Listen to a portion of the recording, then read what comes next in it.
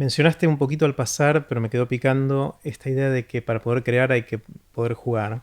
Sí, Y que recuperar esa idea lúdica de relacionarse con la materia que uno está moldeando, jugando, es crítica.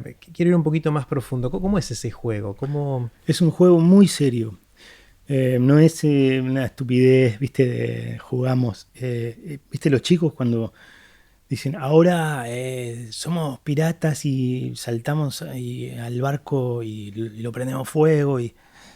O sea, están metidos de una manera que Es la realidad. es la realidad, sí. Entonces, por eso digo, la palabra juego a veces provoca una idea medio livianita, ¿no?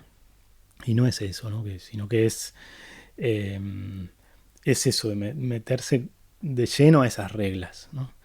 Y, pero también tiene mucho de quitar a un lado, hacer a un lado el juez interno que te dice no sos tan bueno, Hmm. ¿no? Esto ya se hizo, otra vez, ¿viste? Una cantidad de cosas que son unos no gigantes que uno tiene en la cabeza. En esta residencia que te contaba en Francia, fue invitado también Washington Cucurto, Santiago Vega, ¿no? Es escritor argentino, poeta. Su seudónimo es Cucurto. Y él escribe, pero en ese viaje se puso a pintar. Y pintaba como un desaforado, ¿no? A la noche, después de ir a algunos bares a tomar unos vinos, me hacía despegar carteles de publicidad de papel. Entonces volvíamos con unos rollos y sobre esos papeles grandes él se ponía a pintar con acrílicos. Y me gritaba desde el cuarto al lado, Pedrito, mirá, estos son cuadros de un tipo que no sabe pintar. Y era muy impresionante la capacidad expresiva. Tenía algo medio Basquiat, ¿viste? Como una especie de Explosión. fuerza de colores. Eh, y eso a mí me alimentó mucho. Yo aprendí de eso. Cocurto es un tipo que no tiene mucho filtro cultural inhibitorio. Y eso me parece que es indispensable a la hora de crear. O sea, vos creás con el peso de la tradición, pero sacándotelo de encima también. O haciéndole un gran corte de manga al peso de la tradición. Porque si vos estás muy consciente de la tradición de tu disciplina, no haces nada. Es como una columnata griega que te silencia. Entonces tenés que realmente hacer un corte de manga eso, porque sos un chanta profundo y necesitas serlo. Porque ¿quién dice que vos estás autorizado para jugar con la literatura universal? Vos mismo. Y Claro. nadie más que vos mismo. Nadie te va a habilitar. Tenés que ser vos el que se saque de encima el gran no. Eh, Esto parece sencillo, pero es muy difícil. Es muy difícil. Cada uno tiene que encontrar la manera de hacer esto eh, como pueda, con la herramienta que pueda. En alguna época los blogs sirvieron, Ujú.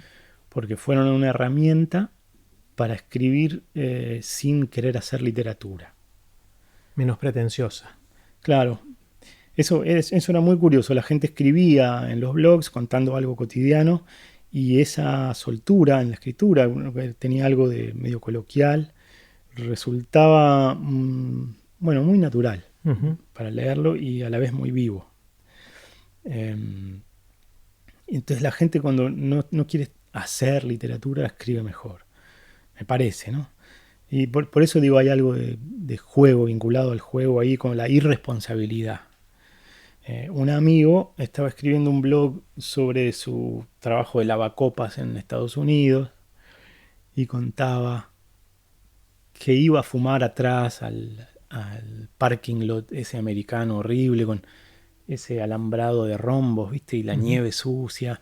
Y iba también una chica que era mesera y los dos tiraban como este humo y vapor en el frío, ¿viste? Y lo describía muy bien. Iba contando en sus blogs esas anécdotas de lavacopas en Estados Unidos. Y yo le dije, che, me parece que ahí hay una novela. ¿Para qué dice eso? Le arruinaste la espontaneidad. No, y me empezó a mandar todo corregido. Claro. Entonces, donde él decía cara y qué sé yo, y la luz. Empezó así rostros y no sé qué. Rostro y la luz cansina caía oblicuamente sobre nosotros. Se volvió pretencioso. Sí, sí, lo quiso hacer literatura y de alguna manera perdió la vitalidad que tenía.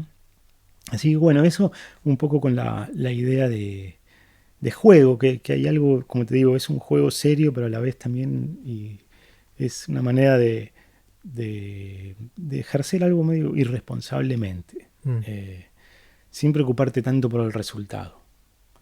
Cuando estás muy preocupado por el resultado o escribís para ganar premios y todo eso, no da buenos resultados.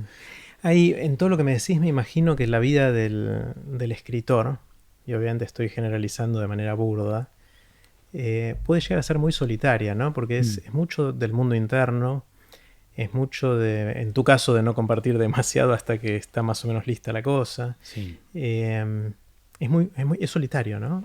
¿Cómo lo vivís vos? A mí me gusta esa frase de Arlt que dice escribir en orgullosa soledad, ¿no? O sea, no es la soledad brava del abandonado, ¿no? Y de no tener con quién conversar, sino que es una soledad elegida y orgullosa. Qué bien que está, ¿no? Puesto ahí. Escribir en orgullosa soledad. Además le agrega Arlt, escribir en orgullosa soledad libros que encierren, creo que dice, la violencia de un cross a la mandíbula, ¿no? La parte arltiana, ¿no? Sí. Pero la orgullosa soledad me gusta mucho porque es esa soledad que tienes que defender también para trabajar. Tiene que ver con tratar incluso de no mirar el celular. O sea, no es solo la presencia física de los otros, ¿no? A la vez yo elegí, digamos, yo entré a la literatura por la poesía, y la poesía es más gregaria. Hay algo medio tribal y, como dice Fabián Casas, dice que la literatura es una creación colectiva. A mí me gusta mucho ese concepto, ¿no? La idea de ser como los músicos brasileños, que graba un disco Joel Gilberto con Caetano, después Caetano con Chico Buarque, y que la creación es algo que se crea entre... la literatura es algo que se crea entre varios, porque son ideas que se discuten y signos de época que van de alguna manera conversándose, imaginarios que se rozan. Es interesante eso. ¿Eso suceden como conversaciones, literalmente conversaciones en que te juntás con tus compañeros del taller literario de los 90? ¿O son conversaciones de un cuento al otro, de un libro al otro? Las dos cosas, sí, claro. Dialogan los textos, pero también las personas. Sí. Y después las discusiones en redes también, ¿no? Santiago Lach está diciendo que la novela actual se está escribiendo en Twitter, por ejemplo, y en Facebook.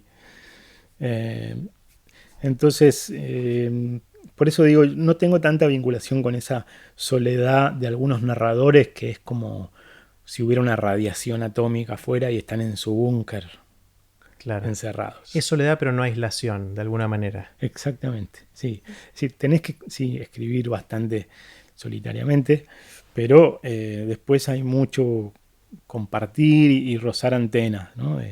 Para transferir información. ¿Y caracterizarías esa comunidad o ese ambiente como colaborativo o competitivo? ¿Dónde está en ese rango, en ese espectro? Interesante eso, Jerry. Mirá, yo lo veo como colaborativo. Lo competitivo, en todo caso, yo siento la escritura como una carrera de fondo. Es conmigo la competencia. Claro. Pero saber que están los demás por ahí hay un aliento del tigre ahí, ¿no? Me afila, claro, el aliento del tigre. Digo, leo algo y digo, che, qué bien que está esto, mirá qué bien que escribió esto, más vale que esté alerta. Claro, no puedo bajar la guardia con esto. No, claro. Te afila la convivencia, digamos, te afila. Es una digamos, es la parte buena de la competencia. Después la parte de tratar de aplastar al otro, eso no me interesa nada. Y hay mucho en el ambiente literario porque es muy chiquito el espacio, entonces vos pones un pie y 500 sienten que le estás pisando su lugar. Entonces, ¿Qué quiere decir pisar? No se me bueno, ocurre cómo puedes poner un pie que pise el lugar del no, otro. bueno, hay una, qué sé yo, hay mucha gente enojada siempre, qué sé yo, en todos lados, ¿no? ¿Eso es porque escribiste un Todas las tema que era el disciplinas. tema del otro o porque...? Todo. O sea, vos sacás la cabeza fuera de la ventana y ya ofendés, digamos. Claro. Tenés que saber lo que es así.